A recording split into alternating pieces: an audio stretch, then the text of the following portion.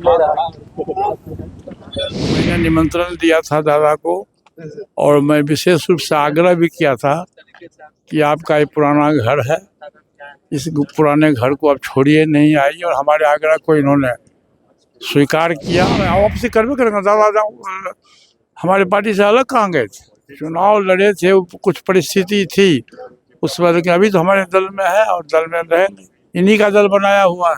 सब परिवार ही है, अलग एक दूसरे से कोई नहीं है। विधानसभा चुनाव में देखा गया आरजेडी के साथ चले गए, तो क्या लगता हालात तो ऐसा आया जिससे किस्सा जिससा होते रहता, हर दल में होता। है?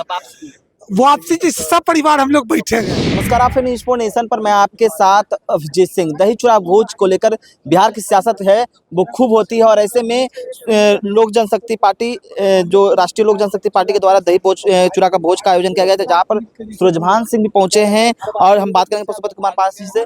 आज आपने दही चूड़ा भोज का आयोजन किया था, सूरजभान सिंह भी पहुंचे हैं घर। मैंने निमंत्रण दिया था दादा को और मैं विशेष रूप से आग्रह भी किया था कि आपका ये पुराना घर है, इस पुराने घर को आप छोड़िए नहीं, आइए। और हमारे आग्रह को इन्होंने स्वीकार किया और आ गए। खरमास भी खत्म हो गया है, तो क्या लगता है अब नए चीज देखने को मिलेगा राष्ट्रीय लोक जनशक्ति पार्टी में? हाँ, निश्चित रूप से नई क्रांति भी आएगी और नया डिसीजन भी होगा और आप लोगों को बहुत जल्द ही कोई न कोई अच्छा शुभ संदेश मिलेगा।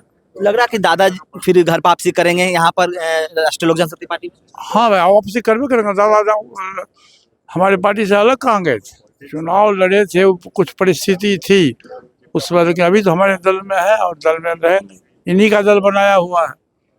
सूरजभान सिंह जी आपको बोल रहे हैं कि घर वापसी होने के लिए, लगता है सब परिवार ही है, अलग एक दूसरे से कोई नहीं है। विधानसभा चुनाव में देखा गया आरजेडी के साथ चले गए, तो क्या लगता हालात तो ऐसा आया जिससे किस्सा जिससा होते रहता, हर दल में होता। है? वापसी जिससे सब परिवार हम लोग बैठे हैं। देखिए सब परिवार बैठेंगे, लेकिन बड़ा लगता है खरमास के बाद देखने को मिलेगा पार्टी में। हाँ, बड़ा बदलाव मिलेगा आपको। तो क्या नई समीकरण के साथ मिलेगा या राष्ट्रीय लोक जनशक्ति पार्टी अकेले चलकर अपना संगठन? नहीं, देखिए अभी भाजपा इतनी बड़ी पार्टी है, विश्व स्तर की पार्टी है, लेकिन वो भी बिना गठबंधन का आगे नहीं बढ़ता। तो गठबंधन तो होगा ही किसी न किसी दल से, लेकिन अभी नहीं होगा। अभी हम अपने पार्टी को मजबूत करेंगे और जब समय आएगा, जब समय नज़दीक आएगा, अभी तो 3 वर्ष लोकसभा के चुनाव का है, जब 2.5 वर्ष तक हम पार्टी के संगठन को मजबूत करेंगे और तब समय आएगा तो उस परिस्थिति में हम देखेंगे कि हमारे दल का हित कहाँ होता है और कार्यकर्ताओं का रुझान कहाँ है, उसी हिसाब से हम लोग फैसला लेंगे। अच्छा, 25 विधानसभा चुनाव में देखा जाए कि महागठबंधन के साथ भी गठबंधन नहीं हो पाया, तो क्या लगता है एनडीए की तरफ फिर से रुझान होगा कि हम आप वापसी चाहें? नहीं, अभी जो कुछ भी हम करेंगे, देखिए हम लोग संगठन करता रहे हैं, जो कुछ भी हम करेंगे नेशनल एग्जीक्यूटिव की बैठक बुला करके और पार्टी के कार्यकर्ताओं की जो आम सहमति होगी उसके हिसाब से हम डिसीजन लेंगे। लग रहा है दही चूड़ा में बड़ा खेला हो गया है, जिस तरह से दादा फिर से वापसी घर पर आ गए। अच्छी बात, शुरुआत तो होगा ही। अच्छा, पारस जी की आपकी हंसी भी बता रही है। लग रहा है अब जिस तरह से चुनाव में करारी हार भी बहुत सामना देखना पड़े, अब संगठन किस तरह से तैयार होगा?